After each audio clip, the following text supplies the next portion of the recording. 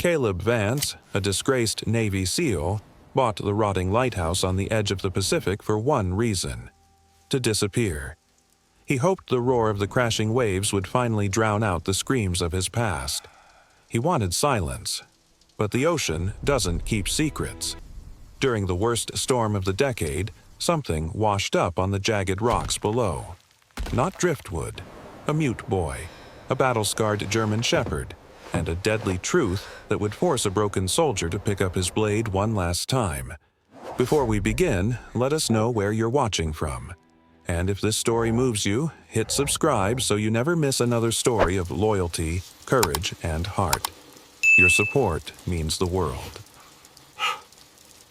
Caleb Vance hadn't slept in 72 hours. Sleep was a luxury he couldn't afford, not when the nightmares were waiting just behind his eyelids. He stood by the thick glass of the lantern room, watching the Pacific Ocean hammer against the cliffs below. The rain here didn't fall. It was driven sideways by the wind, relentlessly scouring the stone walls of the lighthouse. To anyone else, this place looked like a prison. To Caleb, it looked like the only place on earth that matched the chaos inside his head. He was 42, but the face reflected in the dark glass belonged to a much older man. His skin was weathered by salt and sun, his eyes sunken and hard like flint. He lit a cigarette, the flare of the match briefly illuminating the jagged scar that ran from his temple to his jawline. But it wasn't the shrapnel from Fallujah that made his hands tremble. It wasn't the echoes of gunfire that kept him awake. It was the silence. 3 years ago, the war had followed him home, but not in the way the movies show.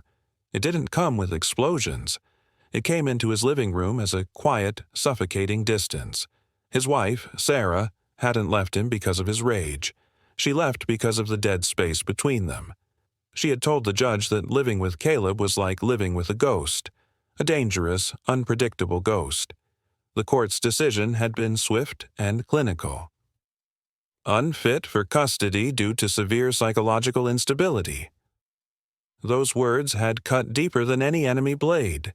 Caleb didn't fight the verdict. He didn't know how to fight an enemy he couldn't shoot. He remembered standing in his son's empty bedroom the day they left. The silence in that room was heavier than the silence of a battlefield after an ambush. It was a physical weight, crushing his chest. Society tells men like Caleb to be made of steel, to carry the weight of the world and never crack. But they forget that even steel snaps when it's frozen. And when Caleb finally snapped, the world didn't offer a hand to pull him up. It took a step back. It labeled him damaged goods. It called him a ticking time bomb. So he accepted the exile. With the last of his savings, he bought this decommissioned lighthouse on the edge of the Washington coast. It wasn't a home. It was a fortress. He didn't come here to fix the roof or paint the walls. He didn't come here to heal. He came here to ensure that he could never hurt anyone again. The locals in the nearest town, 10 miles down the coast, whispered when he came in for supplies. They saw the way he scanned the exits, the way he flinched at sudden noises. They called him the Crazy Keeper. Caleb didn't mind. Let them talk. Let them fear him. If fear kept them away, then fear was useful. He took a drag of the cigarette, watching the smoke curl against the storm outside. He had built walls of stone and walls of silence around himself. He thought he had successfully shut the world out. He thought he was alone in his fortress of solitude. But the ocean has a way of returning things that have been lost. And tonight, the tide was bringing in something that would shatter his carefully constructed isolation. The wind screamed against the iron walls of the lighthouse, a sound like 1,000 dying things clawing to get in. Caleb stood by the window, a glass of cheap whiskey untouched in his hand. The storm had knocked out the power grid hours ago, plunging the coast into a heavy, suffocating darkness. The only light came from the occasional fork of lightning that tore open the sky, illuminating the churning black water below. He should have been asleep, but the silence in his head was louder than the gale outside. He was watching the waves smash against the rocks, waiting for the dawn, waiting for nothing. Then he saw it. Down near the water line, where the old keeper's supply shed stood half-rotted and forgotten, a light flickered. It wasn't the steady sweep of a beacon. It was frantic, weak, a small beam cutting through the sheets of rain. Short, short, short, long, long, long, short, short, short. Caleb's breath hitched. SOS. He blinked, thinking it was a trick of the whiskey or a ghost from the desert playing games with his tired eyes. But the light flashed again. Desperate. Human. Caleb set the glass down. The tremors in his hand stopped instantly. The broken man who couldn't hold a job or a marriage evaporated. In his place stood the soldier. His body remembered what his mind tried to forget. He didn't think. He moved. He pulled a dark rain slicker over his shoulders and grabbed the old K-bar knife from the table. The leather handle felt warm, familiar. It was the only thing in this house that didn't judge him. He slipped it into his belt, not with intent to kill, but with the ingrained habit of a man who knows that surprises are rarely gifts. He stepped out into the tempest. The wind hit him like a physical blow, nearly knocking him off the metal gantry. Rain felt like buckshot against his skin. Caleb lowered his head and moved. He didn't run. He flowed. He moved with a predator's grace, boots finding traction on the slick, moss-covered stone steps that wound down the cliff face. He merged with the shadows. The flashlight in his pocket stayed off. He didn't need it. He knew the terrain, and light would only make him a target. He reached the bottom of the cliff. The shed was ahead, its wooden door rattling violently in the wind. The faint light inside died out, then flickered again. Caleb pressed his back against the wet wood of the outer wall. He listened. Under the howling wind, he heard it. Not a voice, a whimper. And something else. The low, rhythmic scraping of claws on wood. He reached for the door handle. It was rusted, cold. He took a breath, holding it deep in his chest, and threw the door open. The beam of his own tactical light cut through the gloom inside. "Don't move." Caleb's voice was gravel and command. The shed was empty of cargo, but it wasn't empty of life. In the far corner, huddled behind a stack of rotting fishing nets, was a boy. He couldn't have been more than 14. His clothes were soaked through, clinging to a frame that was shaking so violently his teeth chattered audibly. His face was pale, translucent in the harsh light, his eyes wide with a terror that went beyond the storm. But Caleb didn't step forward. He froze. Standing between him and the boy was a beast. A German shepherd, massive and dark, stood its ground. Its coat was matted with mud and blood. A fresh, ugly gash ran across its shoulder, weeping red onto the floorboards. Its left eye was clouded over by thick white scar tissue, an old wound from a different kind of war. The dog didn't bark. It didn't retreat. It lowered its head, ears pinned back flat against its skull. A low, vibrating growl rolled from its chest, a sound like grinding stones. Its muscles were coiled tight, ready to launch. Caleb knew that stance. He knew that look. This wasn't a stray dog protecting a scrap of food. This was a soldier protecting his unit. "Easy," Caleb whispered. The word wasn't a plea. It was a signal. The dog bared its teeth, revealing long, yellowed canines. It shifted its weight, placing itself more firmly in front of the boy. The boy, Leo, reached out a trembling hand, gripping the fur on the dog's back, his knuckles white. Caleb slowly took his hand off the knife at his belt. He didn't raise his hands in surrender. That would show weakness. Instead, he softened his posture. He blunted the sharp edges of his silhouette. He averted his gaze slightly, looking at the dog's paws rather than challenging its eyes.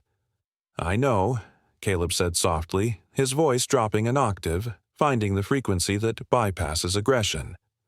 "I know you're hurt. I know you're doing your job." The dog's growl hitched. It sniffed the air, processing the scent of the man. It smelled the rain, the whiskey, the gun oil, and something else. The scent of adrenaline controlled by discipline. It smelled a pack member. Caleb took one slow step forward, palm open, low to the ground. "Stand down, soldier." The command was quiet, authoritative, stripped of fear. The dog's ears twitched forward. The growl faded into a heavy, wet panting. The tension in the room didn't vanish, but it shifted. It changed from the prelude to violence into a fragile, wary assessment.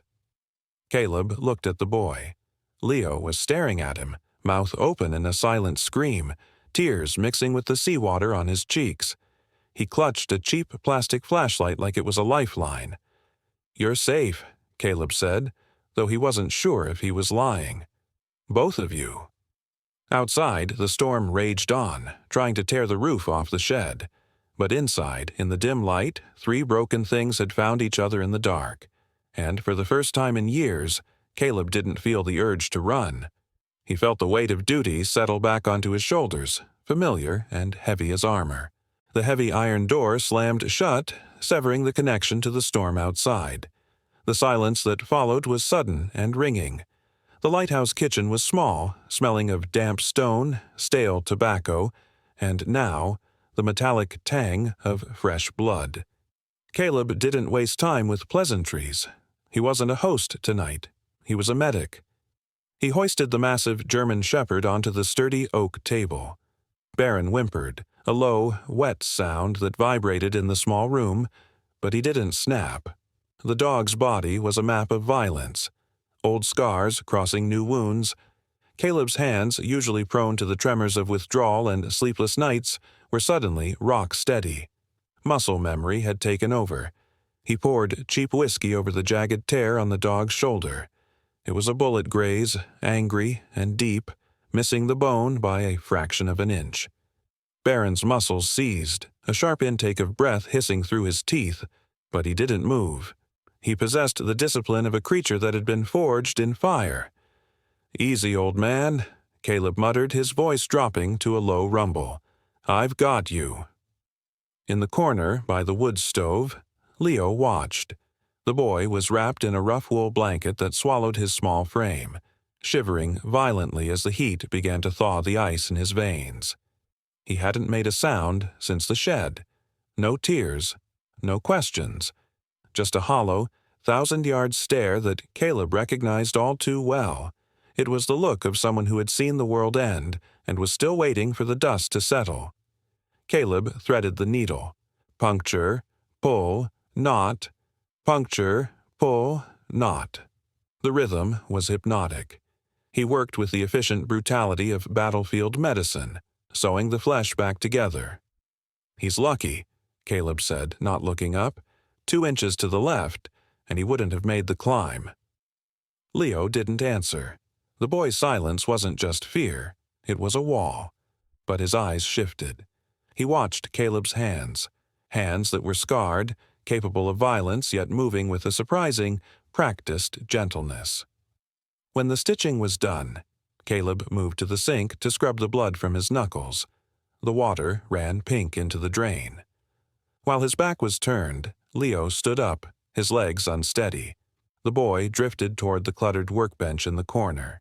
There, half buried under a stack of unpaid bills and old newspapers, sat a cardboard box intended for the trash. Inside glinted the dull brass of a Navy cross and a Purple Heart, tangled with a pair of dog tags on a beaded chain.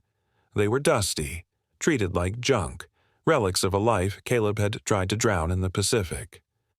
Leo reached out, his small pale fingers tracing the cold metal of the metal. He looked at the ribbon, then looked at the man wiping his face with a rag. He looked at the scar running down Caleb's jaw. The boy was young, but he understood the language of pain. He understood that monsters don't usually win medals for saving people. Baron let out a heavy sigh from the table, resting his heavy head on his paws. The pain was dulling. The dog blinked his one good eye at Caleb, and his tail gave a single, heavy thump against the wood. It was a gesture of absolute trust. Acknowledgement from one veteran to another. Leo saw it. He looked at the beast, the only family he had left, the only thing that had stood between him and the dark, and saw that the beast had surrendered to this stranger. Caleb turned around, catching the boy holding the metal. For a second, the air in the room grew tight. Caleb's instinct was to snatch it away, to hide the evidence of the man he used to be. But he saw the look in Leo's eyes. The fear was receding, replaced by a fragile curiosity. Caleb didn't say anything. He just poured a mug of hot broth from the pot on the stove and set it down on the small table. "Drink," Caleb ordered softly. "We move at first light." Leo hesitated, then stepped forward. He took the cup with both hands, the ceramic warming his frozen fingers. He didn't speak, but he didn't pull away. He sat down on the floor next to the dog, leaning his head against the table leg. Outside, the ocean battered the stone walls, trying to break in, trying to claim them. But inside, for the first time in years, the fortress held. 3 castaways discarded by a world that didn't want them found themselves anchored in the storm. They were a pack of broken things, and tonight, that was enough. Ooey. The broth was finished, the bowl scraped clean, but the tension in the room hadn't dissipated. It hung in the air, thick as the cigarette smoke Caleb had tried to wave away. Leo sat by the stove, his hands still gripping the empty mug, his eyes fixed on Baron. The dog was sleeping fitfully, legs twitching in a dream chase, guarding against phantom enemies. Leo reached out, his small fingers brushing the thick fur around the dog's neck. He paused at the collar. It wasn't a standard pet store strap. It was heavy-duty nylon, military grade, fastened with a cobra buckle. Leo looked up at Caleb, waiting for permission. Caleb gave a curt nod. With fumbling fingers, the boy unclipped the collar. He didn't drop it. Instead, he turned it over, his fingernails prying at a seam that was almost invisible to the naked eye. A small flap of fabric peeled back. Inside, wrapped in plastic, sat a black USB drive. Caleb's eyes narrowed. This wasn't just a boy and his dog running from an abusive home. This was tradecraft. He took the drive. It felt heavy, cold. He moved to the dusty desk where his old ruggedized laptop sat, a relic from his contracting days, kept only for checking weather charts and the occasional email he never answered. He booted it up. The hum of the fan sounded deafening in the quiet room. He plugged in the drive. The screen flickered, casting a ghostly blue pallor over Caleb's scarred face. A single video file appeared. He clicked play. The footage was shaky, shot from a concealed position, likely a phone propped up in the underbrush. The timestamp was from 2 days ago. The location was unmistakable. The dense, protected woodlands of the staggering Ridge Reserve, land that was supposed to be untouchable. But on the screen, the forest was bleeding. Massive yellow excavators tore into the earth, ripping up ancient pines like weeds. The ground was churned into black mud, glistening with chemical runoff that flowed directly into the stream. But it wasn't the machinery that made Caleb's blood run cold. It was the men. They weren't construction workers. They wore tactical vests, unmarked fatigues, and carried carbines with professional discipline. They moved in a perimeter sweep. Caleb recognized the formation. He recognized the patch on a shoulder sleeve that flashed briefly in the frame. A black mountain peak. Black Ridge, a private military company. Mercenaries who sold their morality to the highest bidder. Then the camera zoomed in. A man in a park ranger's uniform stepped into the clearing. He was alone, unarmed save for a radio, holding his hand up to stop a bulldozer. He was yelling, his voice tinny and distorted by the wind, but the authority was clear. Leo, standing behind Caleb's chair, let out a sound, a choked, strangled whimper. He pointed a trembling finger at the screen. The ranger, his father. On the video, the lead mercenary didn't argue. He didn't hesitate. He raised his rifle and fired. 2 shots, center mass. The ranger fell. The camera shook violently, as if the person filming had flinched in horror, then cut to black. Caleb sat back, the silence of the room rushing back in to fill the void left by the gunshot. He looked at Leo. The boy wasn't crying anymore. He was shaking, vibrating with a rage and grief too big for his small body. Caleb understood now. Leo wasn't just a runaway. He was a witness. He was the loose end that a multi-million-dollar illegal operation needed to cut. He looked at the frozen image of the ranger lying in the mud. In a world defined by self-preservation, James Hayes had done something that defied logic. Sociologists have a name for the paralysis that grips most of us: the bystander effect. It is the soothing lie that whispers, "Someone else will do it." It is the instinct to look away, to walk past the accident, to assume that justice is someone else's job. It is the disease of a comfortable society, a collective blindness that allows monsters to operate in the daylight. But James Hayes hadn't looked away. He hadn't waited for backup that wasn't coming. He stood in front of a machine that could crush him and men who could kill him, simply because it was right. He paid for the truth with his life, and his son, terrified and mute, had chosen to do the same. Leo could have run. He could have thrown the drive into the ocean and disappeared, but he didn't. He kept the evidence. He kept the truth alive, carrying it through the storm, hunted by wolves, refusing to let his father's sacrifice be buried in the mud. Caleb looked at his own hands that had spent the last 3 years building walls to keep the world out. He had come to this lighthouse to be a bystander to his own life, to let the world burn while he watched from the safety of the glass tower. He looked at the boy. He looked at the dog. And then he looked at the reflection in the dark monitor. The choice was no longer about hiding. The choice had been made for him the moment he opened that door. You can turn your back on war, but you cannot turn your back on innocence. To do so makes you worse than the enemy. It makes you an accomplice. Caleb reached down and pulled the USB drive out. He slipped it into his pocket. He turned to the boy. "They're coming," Caleb said. His voice was no longer the raspy whisper of a hermit. It was cold, precise, and lethal. "And we're going to be ready." He walked to the metal locker in the corner of the room, the one he hadn't opened since the day he arrived. He spun the combination dial. The lock clicked, a sound like a hammer cocking back. Inside, wrapped in oilcloth, sat his compound bow and a quiver of broadhead arrows. Silent. Deadly. The weapons of a hunter who doesn't want to be heard. The storm outside battered the lighthouse, screaming for entry.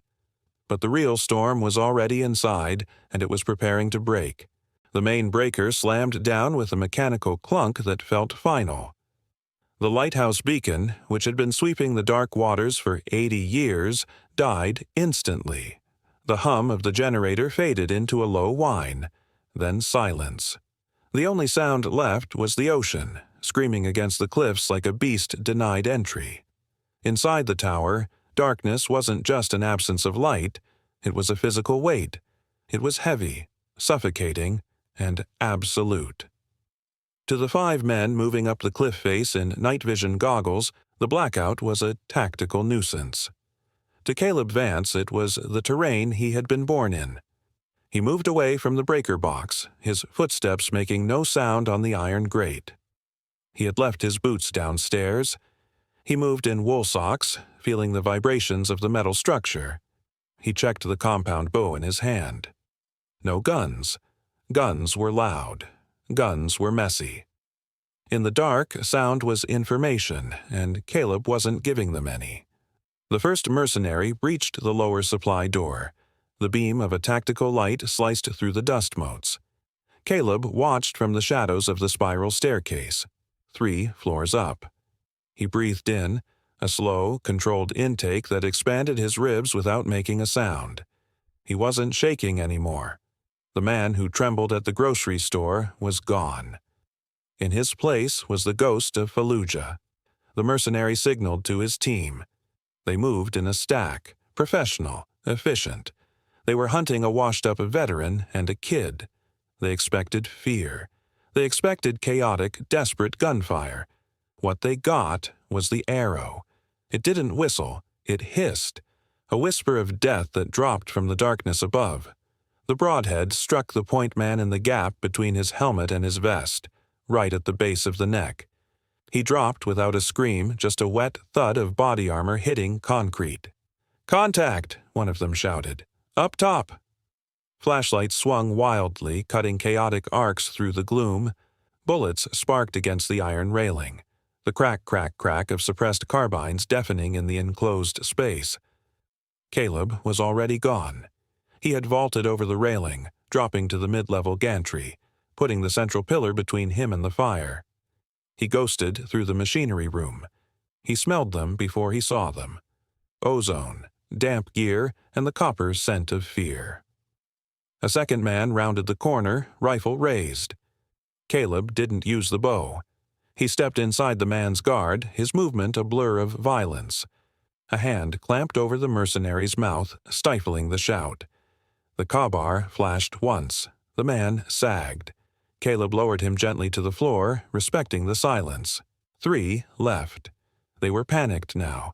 Their formation broke. They were shouting commands that the wind tore away. "Vargas, where is he? I can't see anything." Vargas. The name drifted down from the upper levels. The leader wasn't hunting Caleb. He was heading for the lantern room. He was heading for Leo.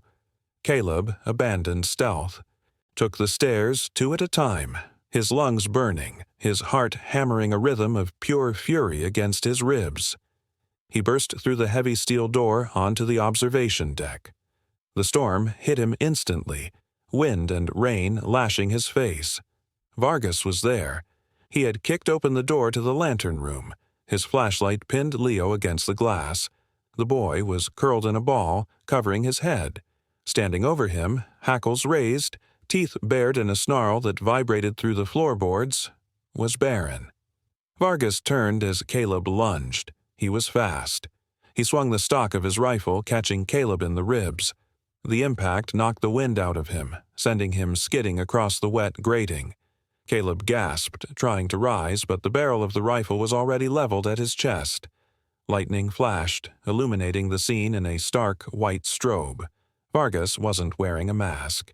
His face was scarred, arrogant, the face of a man who enjoyed his work. He looked at Caleb, bleeding on the floor. Then he looked at the dog. A cruel smile twisted his lips. "Well, look at that," Vargas shouted over the wind. "I thought I put a bullet in your brain, you useless mutt." Baron flinched. The growl died in his throat. His ears flattened, not in aggression, but in confusion. He knew this voice. It was the voice that had commanded him for 5 years, the voice that had praised him, fed him, and then, when he was too slow on a breach, had ordered him to be put down behind a shed. Vargas laughed, a sharp, barking sound. He kept the gun on Caleb, but turned his eyes to the dog. He snapped his fingers. "Baron! Fass!" The command cracked like a whip. It was the old German kill command. Baron's body seized. The conditioning of a K9 is deep, burned into the neural pathways through years of repetition. Muscle memory fought against instinct. The dog's body lowered, muscles bunching to spring. He looked at Caleb. He looked at the man who had stitched his shoulder, the man who had given him a name when he was just a number. "Do it!" Vargas screamed, his eyes manic. "Kill him! Fass!" Caleb didn't move. He didn't reach for his knife. He looked at the dog, holding the animal's gaze with a steady, desperate intensity. "Stand down, soldier," he whispered, though the wind carried the words away. Baron looked at his old master. Then he looked at the boy, Leo, shivering behind him. The dog made a choice. With a roar that sounded more like a lion than a canine, Baron launched himself, but not at Caleb. 80 pounds of muscle and fury collided with Vargas. The mercenary didn't have time to scream. Baron's jaws clamped onto the arm holding the rifle, crushing the radius bone with a sickening snap. The gun clattered to the grate. Vargas stumbled back, flailing, punching the dog's head, but Baron was a vice. He wasn't letting go. He was shaking his head violently, tearing, destroying the threat. Vargas fumbled for the pistol at his hip with his left hand. Bang. The shot was muffled, pressed tight against the dog's ribcage. Baron yelped, a sharp, high-pitched cry of pain that cut through Caleb's heart. But the dog didn't release. If anything, he bit harder, dragging Vargas down to the wet steel. Caleb was up. The pain in his ribs didn't matter. The exhaustion didn't matter. He crossed the distance in a single stride. He didn't use the knife. He used his hands. He grabbed Vargas by the tactical vest and slammed him into the railing. The rusted metal groaned.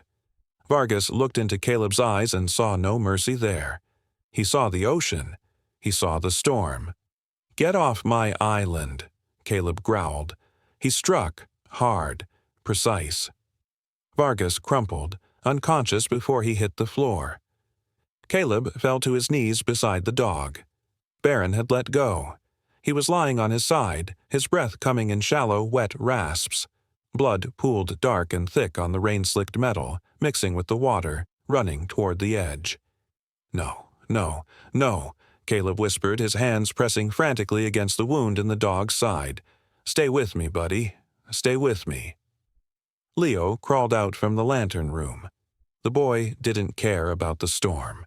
He crawled through the rain and curled up against the dog's back, burying his face in the wet fur. Baron lifted his head weakly. He licked the boy's hand. Then he looked at Caleb with his one good eye. The ferocity was gone. There was only a quiet, heavy peace. The storm raged on above them, but the fight was over. The lighthouse was dark, but on the floor of the gantry, amidst the blood and the rain, a different kind of light was holding on. The blue rotation of emergency lights cut through the dissipating storm, painting the wet iron of the lighthouse in strobes of azure and white. The Coast Guard cutter held its position in the churning water below, its siren a low, rhythmic warble that competed with the wind. Voices shouted over megaphones. Boots clanged on the lower gantries, but up on the observation deck, the world had narrowed down to a single square meter of steel. Caleb knelt in a pool of rainwater and blood. His hands, usually clumsy with the tremors of a nervous system that couldn't cycle down, were moving with the precision of a master surgeon. He pressed a compress against the side of the German shepherd, leaning his entire body weight into the wound. Baron's breathing was shallow, a wet, rattling sound that hitched with every beat of his heart. The dog's eye was half closed, glazing over, drifting away from the pain. "Stay," Caleb commanded, his voice cracking. It wasn't a military order this time. It was a plea. "You don't get to check out, not yet." Leo was curled around the dog's head, his cheek pressed against the wet fur. The boy, who hadn't made a sound in 2 days, was now sobbing, a raw, guttural sound of grief that had finally broken through the dam of his trauma. He whispered into the dog's ear, a stream of broken promises and desperate prayers. A Coast Guard medic, a young woman with a bright orange bag, rushed onto the deck. She saw the unconscious mercenary cuffed to the railing, then saw the trio on the floor. She dropped to her knees beside Caleb. "Sir, are you hit?" she shouted over the wind. Caleb didn't look at her. He didn't look at the guns or the uniforms swarming his sanctuary. He looked at his hands. They were covered in crimson, slick and warm. But they were still. For 3 years, Caleb had stared at these hands in the privacy of his empty kitchen, watching them shake. The doctors called it a dysregulated nervous system. The VA called it severe PTSD. Caleb just called it the ghost. It was the physical manifestation of a brain stuck in a loop of survival, constantly scanning for threats that weren't there. Neuroscience calls this the paradox of the wounded healer. When a man like Caleb sits alone in a room, seeking peace, he finds only war. In the silence, the amygdala, the brain's primitive smoke detector, screams the loudest. It has no mission, no target, so it turns on itself, replaying old horrors, flooding the body with cortisol, keeping the muscles twitching in anticipation of an attack that never comes. Isolation doesn't heal trauma. It incubates it. But tonight, the chemistry had changed. In the chaos of the fight, in the desperate act of shielding a mute boy and a dying dog, Caleb's brain had shifted gears. The drive to protect had flooded his system with dopamine and oxytocin, the biological counteragents to fear. The mission had overridden the memory. Caleb looked at the medic, his eyes clear and sharp. "I'm fine," he said, and for the first time in forever, he believed it. Save the dog. He took a hollow point to the rib cage. Lung might be nicked. The medic hesitated. Her protocols were for humans, but she saw the look on Caleb's face, the look of a man who would tear down the sky if he had to. She saw the boy clinging to the animal. She nodded, opening her kit. "Okay," she said. "Let's stabilize him." Together, they worked. They packed the wound. They inserted an IV line into the dog's leg, Caleb holding the vein steady while the medic found the stick. Every movement was a reclamation. Every beat of Barron's heart that grew stronger was a brick being pulled out of the wall Caleb had built around himself. When they finally loaded Barron onto the stretcher, the dog let out a soft whine. He tried to lift his head, looking for Leo. The boy grabbed Caleb's hand, squeezing it hard. Caleb squeezed back. The contact felt strange, electric. He hadn't touched another human being with anything other than violence in years. As the team moved the stretcher toward the extraction point, the storm finally broke. The clouds tore apart in the east, revealing a strip of pale, gray dawn. The rain slowed to a drizzle. Caleb stood up. His ribs ached where the rifle butt had struck him. His knuckles were bruised. He was exhausted, cold and wet. But as he looked out at the horizon, at the line where the dark ocean met the coming light, he realized something. The silence in his head was gone, but it wasn't replaced by the screaming of artillery. It was replaced by the sound of the ocean, the hum of the cutter's engine, and the steady rhythm of his own breathing. He had come to this lighthouse to die slowly. He had bought silence, hoping it would save him. He was wrong. Silence is just a mirror. Salvation is a hand reaching out in the dark. For the first time since he took off the uniform, the war was over. Not because he had won, but because he finally had something worth living for. Caleb took a deep breath of the salty air, filling his lungs, and followed the boy and the dog down the stairs, leaving the ghost behind in the dark. The evidence Leo carried out of the storm didn't just whisper, it screamed. The video on the flash drive was uploaded to a secure server at the Department of Justice before the sun had even fully risen over the Pacific. By noon, the silence that Blackridge had bought with millions of dollars was shattered.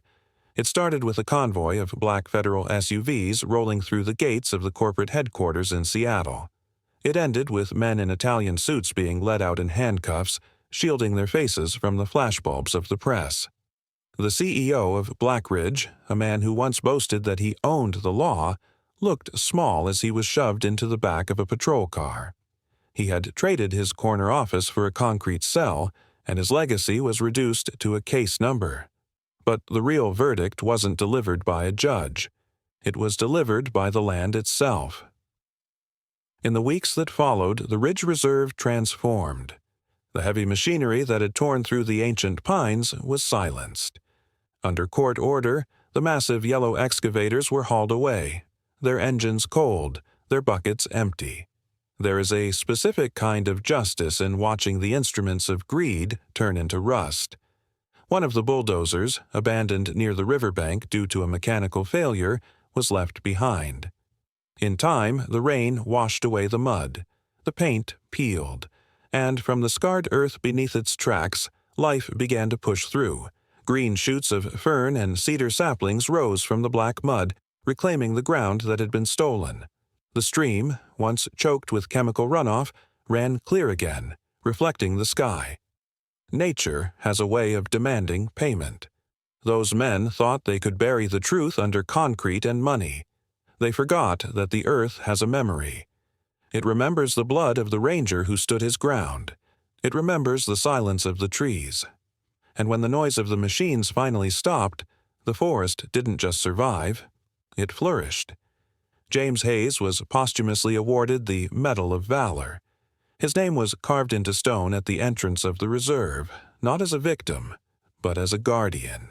The man they killed to silence the truth became the voice that saved the valley. Caleb watched the news from the small television in the Lighthouse kitchen. He saw the aerial footage of the recovering forest. He saw the photo of Leo's father on the screen. He felt a knot loosen in his chest, a tension he hadn't realized he was holding for years. The bad men were gone. The debt was paid. And the world, for once, had balanced the scales. Spring arrived late to the Pacific Northwest. But when it finally broke, it turned the gray world into technicolor. The wild lupines were blooming purple along the cliff edge, and the ocean, once a churning black maw, now sparkled like crushed diamonds. The lighthouse no longer looked like a tomb. The rust had been scraped away, the iron painted a stark, proud white. The windows, once clouded with salt and neglect, gleamed in the afternoon sun. Above the heavy oak door, a new sign swung in the gentle breeze. It was hand-carved from driftwood, the Leo and Baron Sanctuary. Caleb stood on the lower deck, leaning against the railing. He watched the yard below. It wasn't empty anymore. It was filled with the chaotic, joyful noise of life. A group of children ran through the tall grass. Some were silent, lost in their own worlds, much like Leo had been. Others were laughing. Running alongside them were dogs, German shepherds, Malinois, Labradors. All of them were retired service dogs, veterans with gray muzzles and stiff joints, cast aside when they were too old or too broken to fight. But here, they weren't broken. They were teachers. In the center of it all lay Baron. The big shepherd moved slower these days. The bullet wound in his hip had healed into a stiff limp that bothered him when the rain came. But he didn't complain. He lay in a patch of sunlight, his one good eye watching the children with the patience of a saint. A little girl with noise-canceling headphones sat beside him, burying her face in his neck. Baron didn't move. He just leaned into her, absorbing her anxiety, grounding her storm. Caleb watched the dog and felt the familiar lump in his throat. Sometimes, late at night when the house was quiet, Caleb still thought about that moment on the gantry, the moment Vargas gave the kill command. By all laws of training and conditioning, Baron should have torn Caleb's throat out. He was a weapon, forged to obey. But he didn't. Perhaps there is a wisdom in animals that transcends our understanding. Maybe they see what we cannot. Baron didn't see a target that night. He didn't see a uniform or an enemy combatant. He looked at Caleb and saw a fellow soldier carrying the same invisible wounds. He looked at Leo and saw a pup that needed the pack. People say that fate is blind. But looking at Baron now, guarding these children who had been rejected by the world, Caleb knew that wasn't true. Fate isn't blind. It's just waiting for the right moment to intervene. It guided a mute boy to a shed. It guided a broken man to a lighthouse. And it sent a dog, a traitor to his master, but a hero to his soul, to bind them all together. "Hey!" The voice was soft, cracking with the awkward pitch of puberty. Caleb turned. Leo stood in the doorway. He had grown 3 inches in the last year. His shoulders were broader, his eyes clear and direct. He wasn't holding a flashlight like a lifeline anymore. He was holding 2 mugs of coffee. "Hey, yourself," Caleb smiled, taking one of the mugs. Leo looked out at the ocean, then down at Baron. "He's happy," Leo said. The words came slowly, carefully formed. Speech was still a new landscape for him. Terrain he was mapping 1 syllable at a time. "Yeah," Caleb agreed. "He is." Leo took a sip of his cocoa. He hesitated, shifting his weight, then looked up at Caleb. Are we staying? For good?" It was the question that had been haunting the boy's eyes for months. The fear that this, too, was temporary, that the other shoe would drop. Caleb put a hand on Leo's shoulder. He felt the solid warmth of the boy, the reality of him. He looked at the lighthouse, then at the dog, then at the horizon where the sun was beginning to dip. "We aren't going anywhere, son," Caleb said firmly. "This is home." Leo smiled. It was a small thing, fleeting, but it lit up his face brighter than the beacon ever could. "Okay," he whispered. "Okay, Dad." He turned and ran down the steps to join the dogs, shouting for Baron. Caleb stood alone on the deck, letting the word echo in his chest. Dad. It was a title he thought he had lost forever, a rank higher than commander, heavier than any medal. The sun set, painting the sky in fire and gold. The lighthouse beacon didn't turn on. It wasn't needed for ships anymore. The real light was down in the yard, in the laughter of a boy who found his voice, in the loyalty of a dog who found his peace, and in the heart of a soldier who finally found his mission. They say you can't outrun your past. And maybe that's true. But if you stop running, if you turn and face the storm, sometimes you find that the wreckage isn't the end. It's the foundation for something new. We are all broken in some way.